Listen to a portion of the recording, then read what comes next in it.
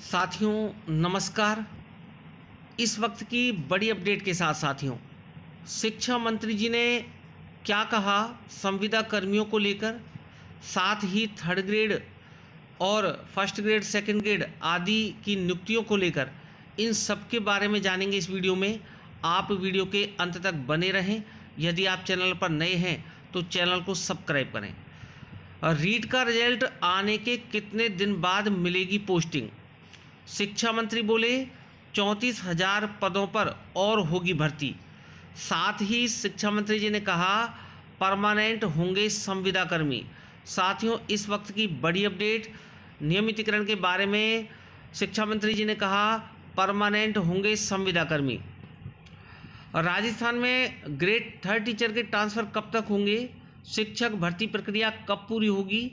1 लाख नई भर्तियों में से शिक्षा विभाग में कितने पदों पर भर्तियां की जाएंगी?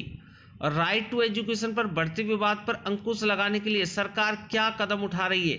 साथियों इन सभी सवालों के जवाब जानेंगे इस वीडियो में। ऐसे ही सवालों के जवाब जानने के लिए भास्कर ने शिक्षा मंत्री बी.डी. कल्ला जी से खास बातचीत की।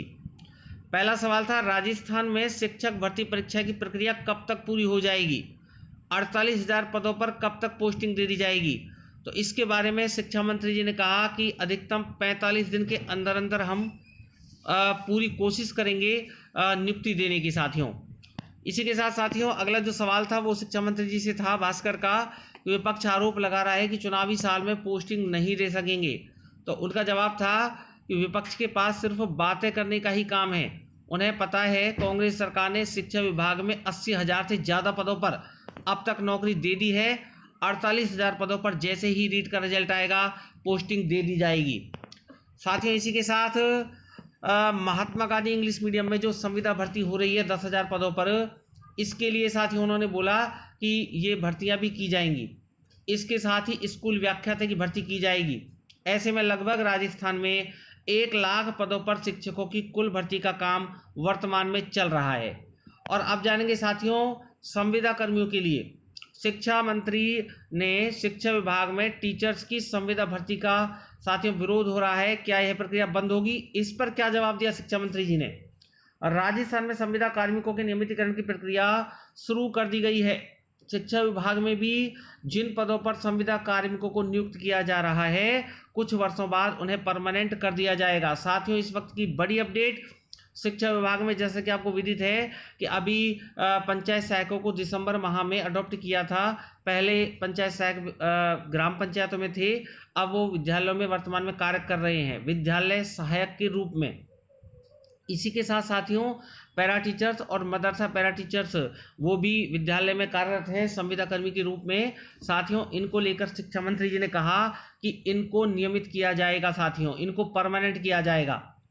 पहले जैसे प्रोविजन पीरियड होता था वैसे ही संविदा कार्मिकों के लिए भी नियम बन गए हैं। ऐसे में यह भी एक निश्चित अवधि के बाद परमानेंट शिक्षक बन जाएंगे। साथियों बड़ी अपडेट है संविदा कर्मियों के लिए। संविदा कर्मियों को लेकर शिक्षा मंत्री जी ने कहा कि साथियों कुछ वर्षों बाद उन्हें परमानेंट कर दिया जाएगा।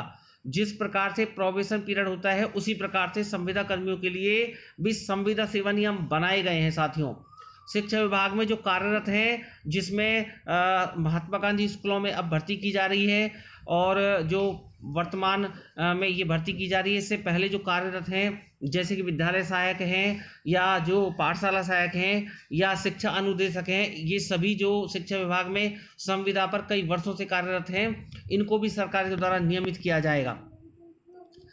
और साथियों इसके बाद क्या कांग्रेस सरकार के इस कार्यकाल में ग्रेड 3 टीचर के ट्रांसफ़र हो सकेंगे? तो इसको लेकर भी शिक्षा मंत्री जी ने कहा कि कार्मिक विभाग ने कुछ क्वेरी की थी, उसका भी जवाब भेज दिया गया है। ट्रांसफ़र पॉलिसी बनाकर राजस्थान सरकार ने कार्मिक विभाग को भेज दिया है। उसके बाद हम ग्रेड 2 और ग्रेड 1 के ट्रांसफ़र हमने किए हैं। साथियों ट्रांसफ़र के बारे में भी शिक्षा मंत्री जी ने बोला। इस प्रकार साथियों शिक्षा मंत्री जी ने आज कुछ सवालों के जवाब दिए और इन सवालों को किया शिक्षा मंत्री जी से भास्कर ने। साथियों इस प्रकार साथियों ये अपडेट थी आपके लिए संविदा कर्मी एवं अन्य मामलों को लेकर। धन्यवाद।